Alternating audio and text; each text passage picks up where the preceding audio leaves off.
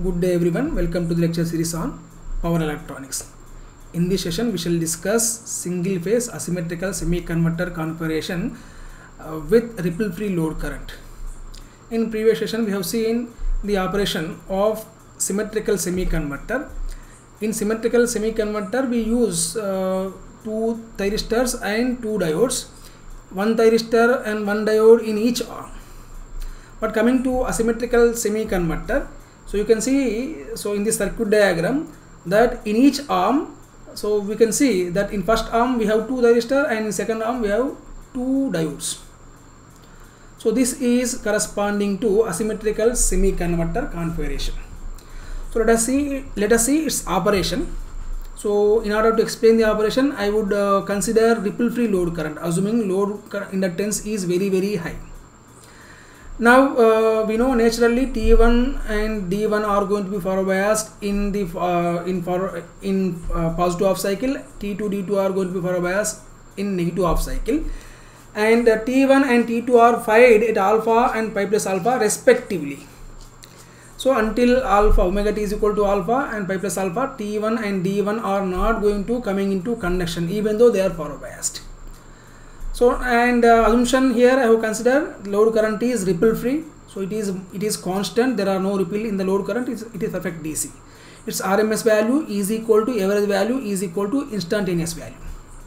That is one of the important observations. So it makes our job easy in understanding the operation. So let us see the operation from So let us consider the omega t from alpha to pi. During this period, you can see at omega t is equal to alpha, T1 is fired, gate signal is applied for thyristor 1. So thyristor 1 and D1, so they would start conducting, and corresponding conducting path of the current is this way from source to the load via T1 and D1. During this period, you can see that source voltage would appear across load directly as it is, because T1 is conducting and D1 is conducting. Drop across them is assumed to be 0 ideally, and you can see that terminal A is directly connected to the positive terminal of the output, and terminal B is connected to the negative terminal of the output. So VAB is same as V0, which is same as Vm sin omega t. So this is the output voltage from alpha to pi. Coming to the load current is same as thyristor 1 current, which is same as diode 1 current, which is also same as the source current. So that is same as the ripple free current as shown here. So that is this current. What about so source current is same as load current for this case. So let us indicate this graphically. So V0 is equal to VAB is equal to Vs. So that is same as this voltage. Okay, let you indicate that. And during this period, I0 is same as IT1, that is same as ID1. So T1 and D1 are conducting. Let you indicate that also. And then IS is equal to I0. Both are in agreement. So IS and I0 both are in the same direction. So IS is equal to I0. So it is same as source current is same as load current. Now at omega t is equal to pi, so this load voltage will try to become negative, and when it tries to become negative, you can see that voltage would appear across this diode, and that diode would be, this diode D2 would be forward biased immediately at omega t is equal to pi. So immediately after omega t is equal to pi, so diode D2 would be comes into forward conduction state. So the new path is this. Okay, diode D2 at omega t is equal to pi would be forward biased by the load voltage. So it would conduct. So load current would free wheel through diode 1 and diode 2 respectively this way. Okay, this is the path of load current. Current would free wheel through this diode D1 and D2 respectively. So during this period, so what would be the load voltage? Load voltage is same as drop across diode 1 and diode 2 together respectively, and that assuming diodes are ideal, the voltage drop across them is 0. So load voltage assumed to be 0. And coming to the current through load, that is same as current through diode D1 and diode D2 respectively, and there is no contribution from the source to the load current. Source current is 0 during this period. Okay, this is the operation for omega t ranging from pi to pi plus alpha. Now at pi plus alpha, what are we doing at pi plus alpha? You can see that we are giving gate pulse to thyristor 2. So at this moment, so thyristor was already forward bias, it would comes into forward conduction state. It starts conducting at this particular moment, and the path of current would be this way. So current would shift from D1 to that is from D1 to T2, that is this way. So previously it was from D1 D2 and then load. Now the current through D1 would be shifted to T2 this way. The new path for current is from B to D2 and then D2 to load and load to T2 and then T2 to source again. Now during this period you can see that voltage across load is same as VBA. So you see positive terminal of load is connected to terminal B, it is short circuited. So B terminal is short circuited to load positive terminal through D2. Similarly, A terminal is short circuited, source A terminal is short circuited to the negative terminal of the load voltage through T2. So voltage drop across load would be same as VBA during this period. So and what about load current? Load current is same as current through diode D2, that is same as current through thyristor T2, and which is also same as minus of IS. You can see source current is opposite to, direction of source current is opposite to that of the load current, so IS is equal to minus I0. So let us indicate that graphically here. So V0 is equal to minus Vs, that is same as VBA. So from pi plus alpha to 2 pi, and current load current would flow through T2 and D2, right? And source current would be minus of the load current. Of course magnitude is same as I0, but it is in reverse way, that is minus I0. So what happens at omega t is equal to pi? Omega t is equal to 2 pi. At omega t is equal to 2 pi, this load voltage is trying to become negative, and this negative voltage across load would forward bias diode D1. So current would be shifted from T2 to D1. So load current would freewheel through D1 and D2 respectively. So that is this way. Okay, current is shifted from T2 to D1, and there is no contribution of source current towards the load. So source current is 0. In fact, load current is same as current through diode D1, which is same as current through D2 also. And what about load voltage? That is 0. That is drop across the diode D1 and D2 together. Ideally speaking, drop across them together would be 0. So that is what is expressed here. V0 is equal to 0, IS is equal to 0, I0 is equal to ID2, that is equal to ID1. So let us indicate that graphically. So V0 is equal to 0 and I0 is same as ID2, which is same as ID1. So current would flow through D2 and D. In fact, that is going to freewheel through D1 and D2. Now freewheeling action is taken care by D1 and D2. Voltage current through the source is also 0. So this is the operation of the semi-converter with asymmetrical configuration for one cycle, that is from alpha to 2 pi plus alpha.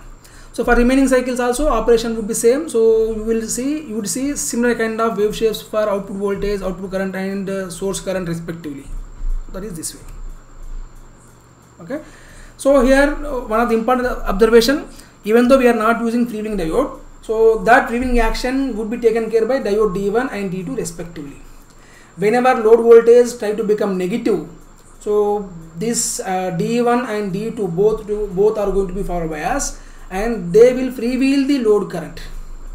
So this way load current profile as well as load voltage profile can be improved by using this asymmetrical semi-converter configuration.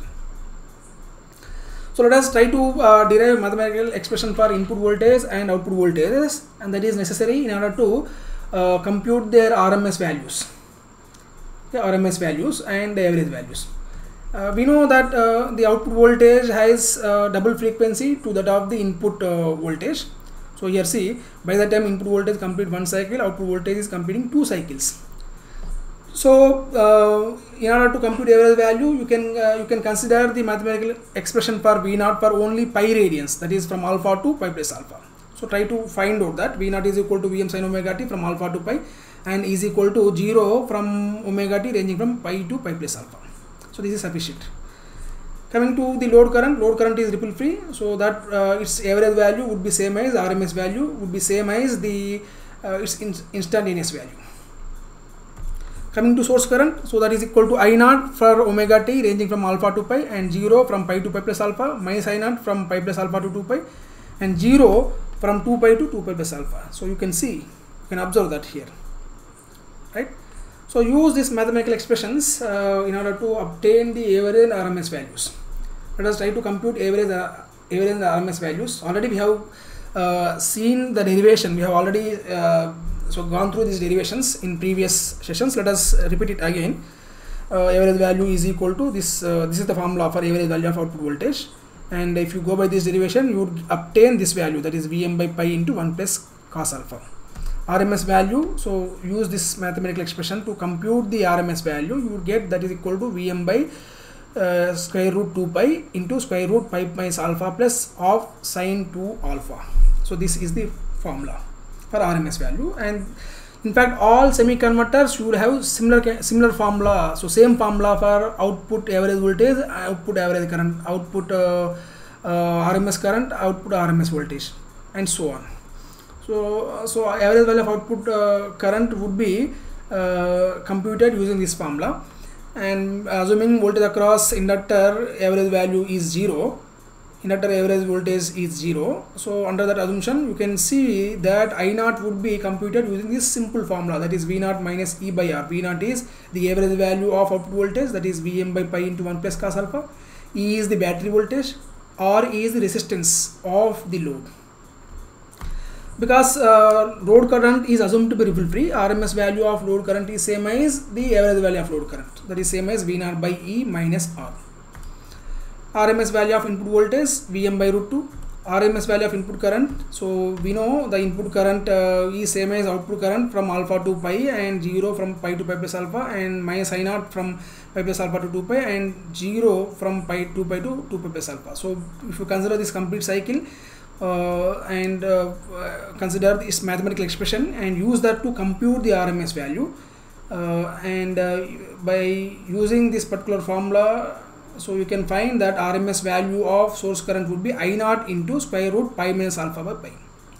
So from this particular side, you can see that RMS value of output voltage, average value of output voltage, RMS value of output current, and average value of output current, and RMS value of input current and RMS value of input voltage, so all are can be computed using same formula. So formulas are going to be remain same. Maybe their operation are going to be different, but the output and input average and RMS values are remain same for all semi-converters. So please note that. So assuming the load current is ripple free. Now let us try to see the formula for input power factor again. So we know input power factor is equal to power consumed by load by input VA, or power supply by source by input VA. Of course, in this particular configuration, you can see that load power is same as the source power. So you can use this formula. And load current is assumed to be ripple free. So I naught is equal to IOR is equal to V naught minus E by R. So P naught is equal to power absorbed by resistor plus power absorbed by battery. So substitute that in mathematical expression, and we know Vs is equal to Vm by root 2, Is is equal to I naught into square root pi minus alpha by pi. So substitute them. So, and also please do remember, so current is assumed to be ripple free. Under this condition, you can see this. So P naught is equal to V naught into I naught. The power consumed by load is equal to the average value of voltage across load into average value of load current. So substitute that in the formula, you can obtain the input power factor. So please do this. Please go for further simplification and try to find out the final formula. In case if you are considering RL load only, in which case battery is absent, you can keep E is equal to 0 in these formulas in order to obtain input power factor. Now next one, so let us see how to compute the average and RMS values of thyristor and diode currents. Now we know from the output current wave shape, so we know that thyristor 1 is going to conduct for pi minus alpha period only. This is the time period, conduction period of thyristor 1. And coming to diode conduction period, that is from 0 to pi plus alpha. You see diode 1 is conducting here, here and here also. So pi plus alpha is diode conduction period, diode 1 conduction period. and thyristor 2 and thyristor diode 2 are also going to have similar kind of current wave shapes. Thyristor 2 current wave shape is same as thyristor 1 current wave shape with some time shifts. Similarly, diode 2 current waveform is similar to that of diode 1 current with some time shifts. So their average values are going to be same. So thyristor 1 average value is same as thyristor 2 average value. Thyristor 1 RMS value is same as thyristor 2 RMS value. Similarly, for diodes also it is same. So let you find out the average value. We know average value is equal to area under the curve for complete period by 2 pi. Now let you do that, because if you do that for complete cycle, you will get that is equal to I naught into pi minus alpha by 2 pi. So this is the average value of thyristor current for this asymmetrical configuration.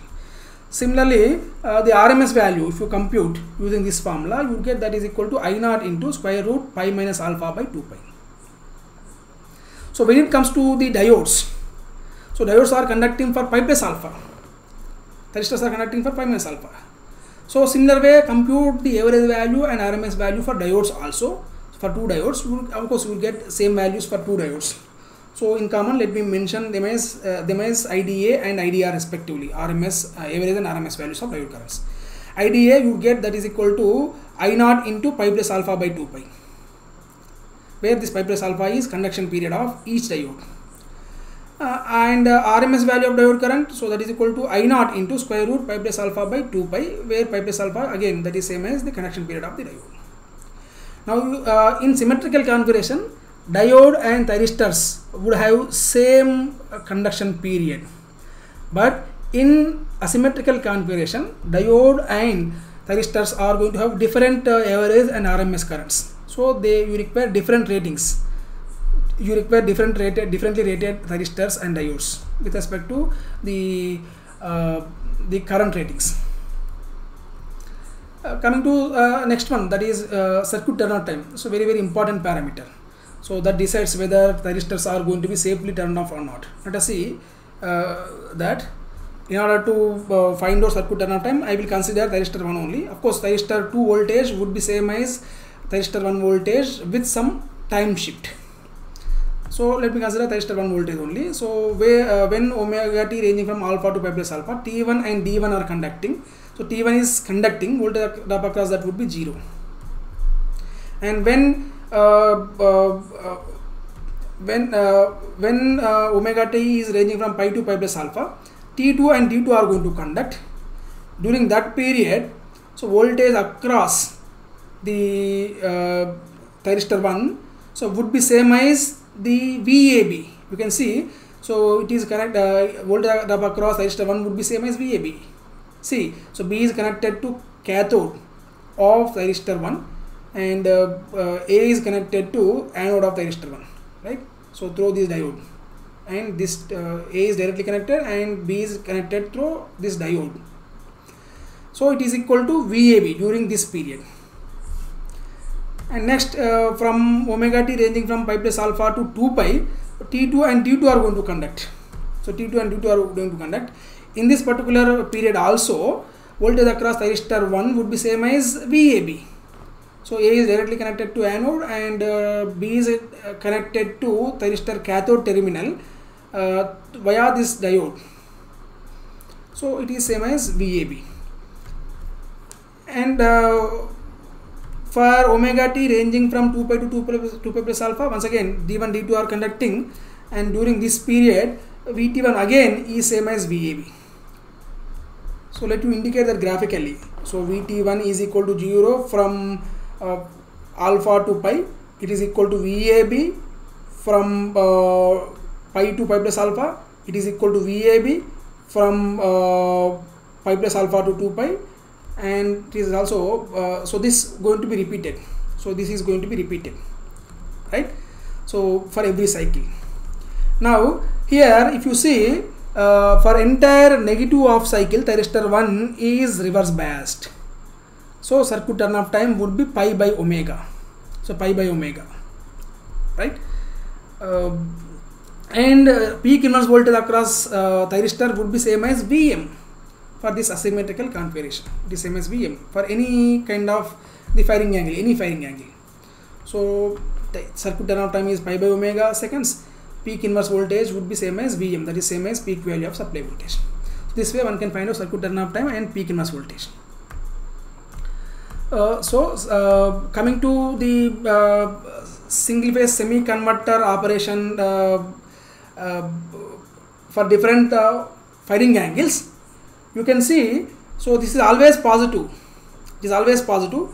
I'm sorry, so this is not pi by 3, so let me make this correction here.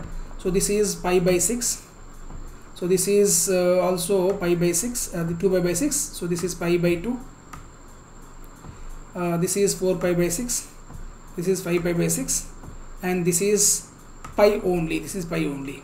So while omega, while alpha ranging from 0 to pi, you can see that V0 is always positive. There is no possibility for V0 to become negative. So we have seen in semi-converter there is no possibility of load voltage to become negative.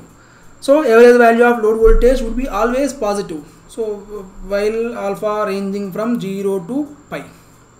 So there is only one quadrant operation is possible for semi-converter. So always voltage will be positive and current through load is also going to be positive.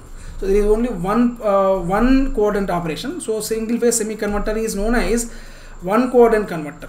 So which uses thyristors and diodes. So why it is so? Because we have a limited range of control over the output voltage. You cannot control the output voltage in this fourth quadrant. Output voltage cannot become negative due to the freewheeling action through diode D1 and D2.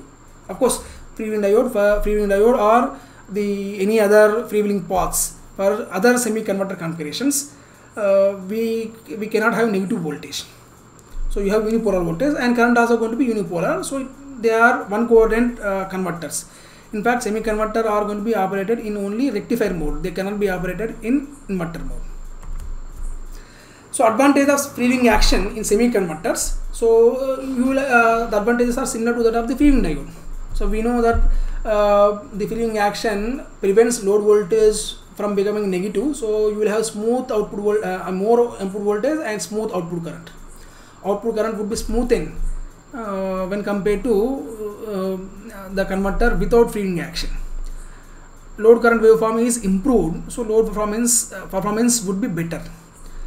And there is no question of the energy transfer to the source, unlike full converter with the RL load or RLE load. So there is no possibility of the power supplied from load to source back. In fact, the energy stored in the inductor is transferred to resistor always. So even freewheeling time, the power will be delivered back to the load itself. So load resistance itself. So net power consumed by the load would be more with freewheeling action. So overall efficiency would be more as more power is consumed by the load, and it also improves the power factor. So this is about the operation of single phase semi-converter. So we have considered three configurations. So one is with the freewheeling diode, second one with symmetrical configuration for semi-converter, and third one asymmetrical configuration for semi-converter. And we have observed that in all cases you will have the same expression for output average voltage, output average current, output RMS voltage and output RMS current, input RMS voltage and input RMS current respectively. And of course thyristor currents are going to be different. So peak inverse voltage and circuit turn off times may be different, but coming to the load side and source side performance, so you have similar kind of performance for all semi-converter configurations. Thank you. If you have any doubts, so please reach me through the mail ID that is given in description. Thank you.